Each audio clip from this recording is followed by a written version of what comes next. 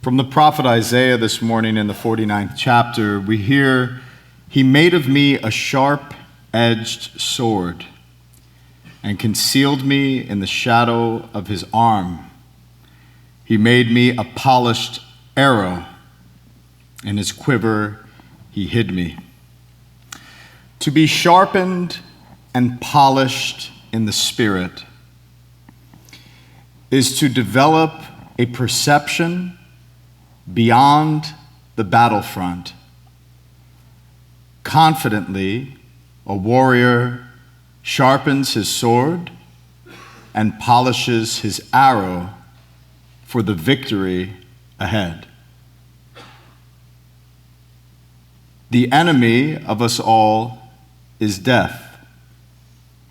And in the face of death, Jesus Christ is the polished arrow, the sharpened sword that pierces the veil that blinds us from seeing the glory that is anticipated, the glory of the great victory of Christ over death.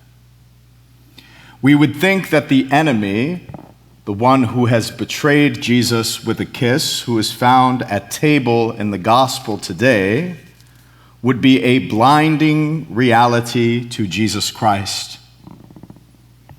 Jesus entrusted his heart to this man, yet he experienced great betrayal. In the face of betrayal, our humanity cannot look beyond the betrayal. But in Jesus, we can look beyond the betrayal and realize the victory of virtue and the forbearance of continuing. Jesus sees in the gospel passage today what is before him. He sees his own crucifixion. He sees his own rejection. And he sees within the weakness of Judas this momentary betrayal as a mere step to his victory. Jesus Christ is the polished arrow, the sharpened sword. Now is the Son of Man glorified, and God is glorified in him. In the context of the pressures of this enemy, in the context of the pressures of a forbearing death that he has to face, he expresses, now is the Son of Man glorified, and God is glorified in him. If God is glorified in him, God will also glorify him in himself, and he will glorify him at once. My children, I will be with you only a little while longer. You will look for me, and as I told the Jews, where I go, you cannot come. So now I say it to you. Christ knows the trajectory of where the polished arrow is directed. And it pierces the veil. And the veil is torn. And we begin to see death and the victory after death through the lens of Christ. After Judas took the morsel, Satan entered him.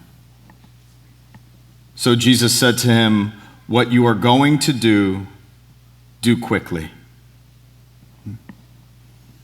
None of the apostles, none of his inner chamber knew what that meant.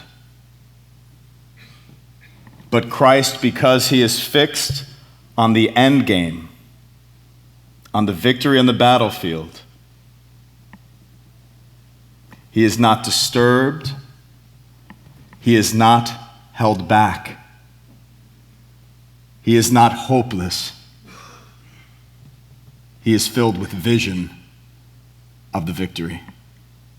So as we look to the Triduum, my brothers and sisters, in this Holy Week, we see what is before us. Holy Thursday, the institution of the priesthood, a sharing in the victimhood of Christ.